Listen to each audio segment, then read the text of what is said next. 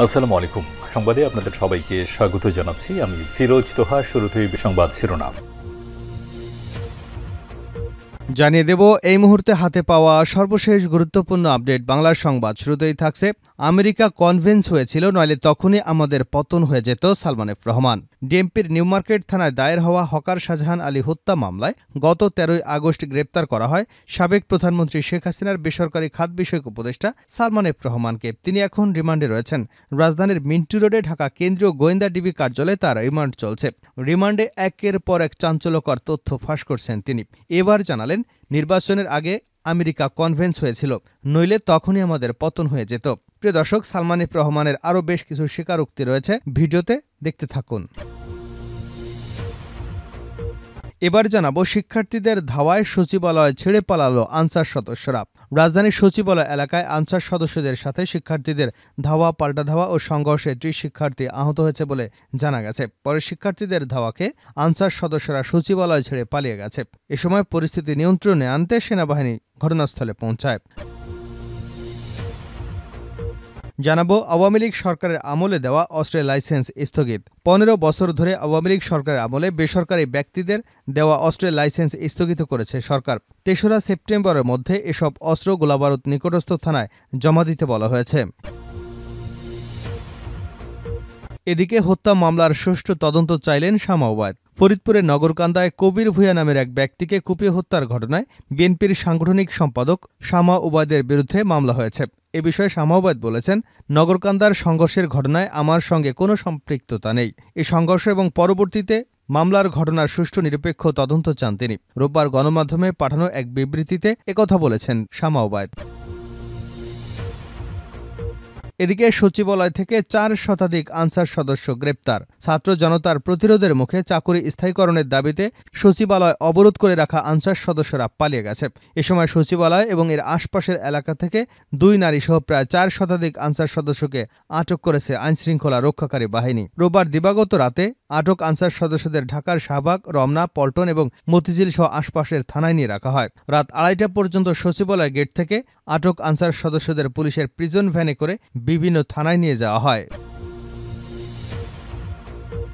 এবং সর্বশেষ জানাবো আন্তর্জাতিক সংবাদ। ইসরায়েলে প্রচণ্ড হামলা হিজবুল্লাহর। ইসরায়েলে প্রচণ্ড হামলা চালিয়েছে লেবাননের হিজবুল্লাহ। ইসরায়েলি সেনাবাহিনী, গোয়েন্দা সংস্থা মোসাদ সহ 11টি সদর দপ্তর ও বিমান ঘাঁটিতে এই হামলার দাবি করেছে তারা। তবে ইসরায়েল জানিয়েছে তারা এসব হামলার জন্য তৈরি ছিল। বেশিরভাগ ড্রোন ও ক্ষেপণাস্ত্র তারা প্রতিহত করতে পেরেছে। এতক্ষণ শিরোনাম শুনছিলেন, এবার বিস্তারিত। প্রিয় দর্শক, আপনি যদি এই চ্যানেলে নতুন হয়ে থাকেন, ভিডিওটি দেখতে দেখতে চ্যানেলটি সাবস্ক্রাইব করে আমাদের সঙ্গেই থাকুন। আর এই ভিডিও সম্পর্কে আপনি আপনার মূল্যবান মতামতটি কমেন্ট বক্সে জানিয়ে দিন। আর হ্যাঁ প্রিয় দর্শক, জানিয়ে দিন ভিডিওটি কোথা থেকে দেখছেন। আমেরিকা কনভেন্স হয়েছিল, নইলে তখনই আমাদের পতন হয়ে যেত Salman F Rahman. DMP new Market থানায় দায়ের হওয়া হকার শাহজাহান আলী হত্যা মামলায় গত 13 আগস্ট গ্রেপ্তার হয় সাবেক প্রধানমন্ত্রী শেখ হাসিনার বেসরকারি খাত বিষয়ক উপদেষ্টা সালমান এফ রহমান। তিনি এখন রিমান্ডে রয়েছেন। রাজধানীর মিন্টু রোডে ঢাকা মহানগর গোয়েন্দা পুলিশের কার্যালয়ে রিমান্ড চলছে তার। ডিবির জিজ্ঞাসাবাদে সালমান এফ রহমান চাঞ্চল্যকর তথ্য দিয়েছেন। তিনি বলেন, আমাকে আটকে রাখলে আমার বিভিন্ন প্রতিষ্ঠানে কর্মরত 80,000 লোকের বেতন পাবে না।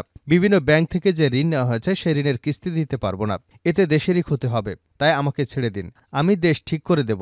এ সময় ডিবি কর্মকর্তা বলেন, আপনি ঠিক করলে এখানেই করুন, কোর্টে গিয়ে কথা বলুন, কিন্তু আপনাকে ছাড়া হবে না। একের পর এক মামলায় কমপক্ষে 1 বছর আপনাকে রিমান্ডে থাকতে হবে। সালমান এফ রহমানের কাছে ডিবির জিজ্ঞাসা, গত নির্বাচনের আগেই তো আওয়ামী লীগের পতন হবার কথা ছিল, তখন হয়নি কেন? উত্তরে সালমান বলেন, আমরা ভারতের মাধ্যমে আমেরিকাকে বোঝাতে পেরেছিলাম যে আমরা আমেরিকার পক্ষে আছি। বাংলাদেশকে বাঁচাতে হলে শেখ হাসিনার বিকল্প নেই। তখন আমাদের এবং ভারতের কথায় আমেরিকা কনভিন্স হয়েছিল, না হলে তখনই আমাদের পতন হয়ে যেত। উল্লেখ্য, ছাত্র জনতার গণঅভ্যুত্থানের মুখে গত 5 আগস্ট প্রধানমন্ত্রী শেখ হাসিনা ক্ষমতা ছেড়ে ভারতে পালিয়ে যায়। এরপর থেকে প্রতিনিয়ত গ্রেপ্তার হচ্ছে আওয়ামী লীগের শীর্ষ পর্যায়ের নেতারা। এই মুহূর্তে ডিবি হেফাজতে রিমান্ডে আছেন তাদের উল্লেখযোগ্য কয়েকজন, যেমন শামসুল হক টুকু, প্রধানমন্ত্রী শেখ হাসিনার সাবেক শিল্প বিনিয়োগ উপদেষ্টা সালমান এফ রহমান, শিল্পমন্ত্রী আনিসুল হক, সাবেক তথ্য প্রযুক্তি প্রতিমন্ত্রী জুনায়েদ আহমেদ পলক, এছাড়াও আরও বেশ কিছু শীর্ষ পর্যায়ের নেতা। শিক্ষার্থীদের ধাওয়ায় সচিবালয় ছেড়ে পালালো আনসাররা। রাজধানীর সচিবালয় এলাকায় আনসার সদস্যদের সাথে শিক্ষার্থীদের ধাওয়া পাল্টা ধাওয়া ও সংঘর্ষে ৩০ শিক্ষার্থী আহত হয়েছে বলে জানা গেছে। পরে শিক্ষার্থীদের ধাওয়া খেয়ে আনসার সদস্যরা সচিবালয় ছেড়ে পালিয়ে যায়। এর আগে পরিস্থিতি নিয়ন্ত্রণে ঘটনাস্থলে পৌঁছায় সেনাবাহিনীর সদস্যরা। রোববার রাত ৯টা ৫০ দিকে সচিবালয়ের সামনে থেকে সরে যায় তারা। এর আগে রাত ৯টা ২০ দিকে এই সংঘর্ষ শুরু হয়। আহতদের ঢাকা মেডিকেল কলেজ হাসপাতালে নেওয়া হয়েছে বলে জানায় শিক্ষার্থীরা। এর আগে এক ফেসবুক পোস্টে বৈষম্য বিরোধী ছাত্র আন্দোলনের সমন্বয়ক হাসনাত আবদুল্লাহ বলেন, সবাই স্বৈরাচারী শক্তি আনসার হয়ে ফিরে আসতে চাচ্ছে। দাবি মানার পরও আমাদের সবাইকে সচিবালয়ে আটকে রেখেছে। দুই সমন্বয়ক হাসনাত আবদুল্লাহ ও সার্জিস আলমকে আটক রাখার খবরে সচিবালয়ের উদ্দেশ্যে রওনা হয় ঢাকা বিশ্ববিদ্যালয়ের শিক্ষার্থীরা। এ সময় আনসার সদস্যরা শিক্ষার্থীদের ধাওয়া করে এবং কয়েকজনকে লাঠিপেটা করে। পরে ধাওয়া পাল্টা ধাওয়া এবং সংঘর্ষের ঘটনা ঘটে। সংঘর্ষের এক পর্যায়ে আনসার সদস্যরা কয়েক রাউন্ড গুলিও করেন বলে জানা গেছে। শিক্ষার্থীদের অভিযোগ, ছাত্ররা মিছিল নিয়ে সচিবালয়ের দিকে গেলে আনসার সদস্যরা তাদের ইটপাটকেল মারতে থাকে। এক পর্যায়ে শিক্ষার্থীদের উপর আনসার সদস্যরা গুলি ছোড়ে। এতে অন্তত ৩০ জন আহত হয়েছেন। তারা আরও জানায়, ধাওয়া পাল্টা ধাওয়ার খবর ছড়িয়ে পড়লে কয়েক হাজার শিক্ষার্থী মিছিল নিয়ে সচিবালয়ের দিকে যায়। তারপর তারা আনসার সদস্যদের ধাওয়া দেয়। এক পর্যায়ে আনসার সদস্যরা সচিবালয়ের সামনে থেকে পালিয়ে যেতে বাধ্য হয়। আওয়ামী লীগ সরকারের আমলে দেওয়া অস্ত্রের লাইসেন্স স্থগিত। ১৫ বছর ধরে আওয়ামী লীগ সরকারের আমলে বেসরকারি ব্যক্তিদের দেওয়া অস্ত্রের লাইসেন্স স্থগিত করেছে সরকার। ৩রা সেপ্টেম্বরের মধ্যে এসব অস্ত্র গোলাবারুদ নিকটস্থ থানায় জমা দিতে বলা হয়েছে। রোববার স্বরাষ্ট্র মন্ত্রণালয় থেকে এই নির্দেশনা দেওয়া হয়। স্বরাষ্ট্র মন্ত্রণালয়ের সিনিয়র তথ্য কর্মকর্তা ফয়সাল হাসান স্বাক্ষরিত এক বার্তায় বলা হয়, বিগত ২০০৯ সালের ৬ জানুয়ারি থেকে ২০২৪ সালের ৫ আগস্ট পর্যন্ত যে সমস্ত আগ্নেয়াস্ত্রের লাইসেন্স বেসামরিক জনগণকে প্রদান করা হয়েছে, তাদের প্রদানকৃত লাইসেন্স স্থগিত করা হলো। তাদেরকে আগামী ৩রা সেপ্টেম্বর ২০২৪ তারিখের মধ্যে গোলাবারুদসহ আগ্নেয়াস্ত্র সংশ্লিষ্ট থানায় জমা দেওয়ার জন্য অনুরোধ করা হলো। হত্যা মামলার সুষ্ঠু তদন্ত চাইলেন শামা ওবায়েদ। ফরিদপুরের নগরকান্দায় কবির ভূঁইয়া ৫০ নামের এক ব্যক্তিকে কুপিয়ে হত্যার ঘটনায় বিএনপির সাংগঠনিক সম্পাদক শামা ওবায়েদের বিরুদ্ধে মামলা হয়েছে। এ বিষয়ে শামা ওবায়েদ বলেছেন, নগরকান্দায় সংঘর্ষের ঘটনায় আমার কোনো সম্পৃক্ততা নেই। এই সংঘর্ষ এবং সংঘর্ষ পরবর্তী মামলায় সুষ্ঠু তদন্ত এবং নিরপেক্ষ তদন্ত চাই। রোববার গণমাধ্যমে পাঠানো এক বিবৃতিতে একথা বলেন তিনি। শামা ওবায়েদের বিবৃতিটি তুলে ধরা হলো। তিনি বলেন, আমি শামা ওবায়েদ, স্বাধীনতার ঘোষক, সেক্টর কমান্ডার, রণাঙ্গনের বীর মুক্তিযোদ্ধা ও বাংলাদেশি জাতীয়তাবাদের ভিত্তিতে ১৯ দফার কর্মসূচি বাস্তবায়নে শহীদ রাষ্ট্রপতি জিয়াউর রহমানের প্রতিষ্ঠিত বাংলাদেশ জাতীয়তাবাদী দলের একজন সক্রিয় কর্মী হিসেবে আমার অবস্থান তুলে ধরছি। প্রথমত, আমার বাবা বীর মুক্তিযোদ্ধা ও বিএনপির প্রাক্তন মহাসচিব প্রয়াত কে এম ওবায়দুর রহমানের জন্মস্থান এবং আমার শেষ ঠিকানা ফরিদপুরের নগরকান্দায় ২১শে আগস্ট ঘটে যাওয়া সংঘর্ষে একজন নিহত এবং বেশ কয়েকজন আহত হওয়ার ঘটনায় গণমানুষের আকাঙ্ক্ষা পূরণে দল বিএনপির ভারপ্রাপ্ত চেয়ারম্যান তারেক রহমানের দিক নির্দেশনায় সাংগঠনিক যে সিদ্ধান্ত গৃহীত হয় তাকে আমি পূর্ণাঙ্গ সমর্থন জানাই। পরবর্তী সময়ে ২৪শে আগস্ট আমাকে আসামি করে একটি হত্যা মামলা হয়েছে।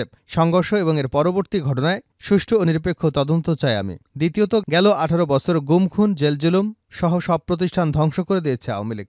এমন ধ্বংসযজ্ঞ থেকে পুনরুদ্ধারের জন্য বিএনপির আন্দোলন এখনও চলমান রয়েছে। গত জুলাই থেকে ৫ আগস্ট পর্যন্ত গণহত্যাকে উপেক্ষা করে ছাত্র জনতা ও গণতন্ত্রকামী সব শ্রেণী পেশার মানুষের সমর্থন ও সক্রিয় অংশগ্রহণে প্রবল প্রতিরোধের মুখে শেখ হাসিনা দেশ ছেড়ে যান, যার মধ্য দিয়ে দেশের মানুষ দ্বিতীয়বার স্বাধীনতা লাভ করে। গঠিত হয় অন্তর্বর্তীকালীন সরকার। দেশ পুনর্গঠন ও সংস্কারের উদ্যোগ নিয়েছে। তাতে দেশি বিদেশি সবার সমর্থন ও সহযোগিতা অব্যাহত আছে। শামা ওবায়েদ বলেন যে রক্তের বিনিময়ে যে অর্জন তা এখনও শুকায়নি। এমন পরিস্থিতিতে আমার জন্মস্থান তথা আমার শেষ ঠিকানা ফরিদপুরের নগরকান্দা সাধারণ ছাত্রদের সঙ্গে নিয়ে ও তার অঙ্গ ও সহযোগী সংগঠনের অনেক নেতাকর্মী এবং সমর্থকরা এখনও অনেকে চিকিৎসা নিচ্ছেন। তাদের পাশে দাঁড়ানোই এখন আমার এলাকার মানুষের প্রত্যাশা। এখানে কোনো রাজনৈতিক বিভাজন, নির্বাচনী প্রতিদ্বন্দ্বিতা, মনোনয়ন বিজয় তোলন নির্মাণ বা ব্যক্তিকেন্দ্রিক আধিপত্য বিস্তারের শোডাউন কাম্য নয়। তিনি বলেন, ২১শে আগস্ট ফরিদপুরের সংঘর্ষের ঘটনার সঙ্গে আমার কোনো সম্পৃক্ততা নেই। দলের পক্ষ থেকে আমার উপর অর্পিত দায়িত্ব আমি চালিয়ে যাচ্ছি। ২১শে আগস্টের সংঘর্ষ ও নিহতের ঘটনায় আমি ঘৃণ্যভাবে প্রত্যাখ্যান করেছি। এ ঘটনার সঙ্গে জড়িত অনেককেই সামাজিক যোগাযোগ মাধ্যমে ছবি এবং নামসহ তথ্য প্রকাশ হয়েছে। সংঘর্ষকারীদের পরিচয় আওয়ামী লীগ, যুবলীগ, ছাত্রলীগ ও বাংলাদেশ তরিকত ফেডারেশন সহ শেখ হাসিনার অবৈধ ক্ষমতার সন্ত্রাসী বাহিনীর সদস্য। তৃতীয়ত, দেশে বিদেশে অবস্থানরত আমার শুভানুধ্যায়ীদের নানা ধরনের উৎকণ্ঠা উদ্বেগের পরিপ্রেক্ষিতে আমার নিজের অবস্থান তুলে ধরলাম। সবাইকে দলের সিদ্ধান্ত মেনে চলবার অনুরোধ জানাচ্ছি। শেষ করছে আন্তর্জাতিক সংবাদ দিয়ে ইসরায়েলে প্রচণ্ড হামলা হিজবুল্লাহর। ইসরায়েলে প্রচণ্ড হামলা চালিয়েছে লেবাননের হিজবুল্লাহ। ইসরায়েলি সেনাবাহিনী, গোয়েন্দা সংস্থা মোসাদ সহ ১১টি সদর দপ্তর এবং ঘাঁটিতে লক্ষ্য করে হামলা চালানোর দাবি করেছে তারা। তবে ইসরায়েল জানিয়েছে তারা এসব হামলার জন্য তৈরি ছিল। বেশিরভাগ ড্রোন এবং ক্ষেপণাস্ত্র তারা প্রতিহত করেছে। হিজবুল্লাহ নেতা হাসান নাসরুল্লাহ দাবি করেছেন তার গ্রুপের হামলায় ইসরায়েলি সেনাবাহিনীর গোয়েন্দা সংস্থার সদর দপ্তরে ব্যাপক ক্ষয়ক্ষতি হয়েছে। তবে তিনি কোনো প্রমাণ উল্লেখ করতে পারেননি। এক বিবৃতিতে হিজবুল্লাহ জানিয়েছে ইসরায়েলের গুরুত্বপূর্ণ সামরিক ঘাঁটিতে বেশ কয়েকটি ড্রোন হামলা চালানো হয়েছে। লেবানন থেকে উত্তর ইসরায়েলে শতাধিক রকেট ছোড়া হয়েছে বলেও ঘোষণা দেওয়া হয়। হিজবুল্লাহর হামলার পাল্টা হামলার ছক করছে ইসরায়েলীয় বাহিনীও। ইতিমধ্যে সেদেশে ৪৮ ঘণ্টার জন্য জরুরি অবস্থা জারি হয়েছে।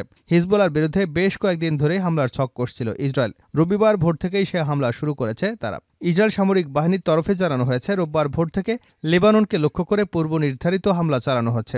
ইসরায়েলি সামরিক বাহিনীর যুদ্ধবিমানগুলো চক্কর কাটতে শুরু করেছে লেবাননের আকাশে। হিজবুল্লাহর ঘাঁটি লক্ষ্য করে চলছে পরপর গোলাবর্ষণ। উল্লেখ্য, গত ১২ই আগস্ট লেবানন থেকে প্রায় ৩০টি রকেট বর্ষণ করা হয়েছে বলে জানিয়েছিল ইসরায়েলি সেনাবাহিনী। তবে বড়সড় ক্ষতি হয়নি। ইসরায়েলের দাবি বেশিরভাগ ক্ষেপণাস্ত্রই পরিত্যক্ত জমিতে গিয়ে পড়েছে। তবে তারপর থেকেই যে পশ্চিমা এশিয়ার যুদ্ধে দামামা বেজেছে তা এক প্রকার বোঝাই গিয়েছিল। সাম্প্রতিক পরিস্থিতি নিয়ে ইতিমধ্যে আমেরিকার প্রতিরক্ষা সচিব লয়েড অস্টিনের সাথে কথা বলেছে গ্যালন্ট।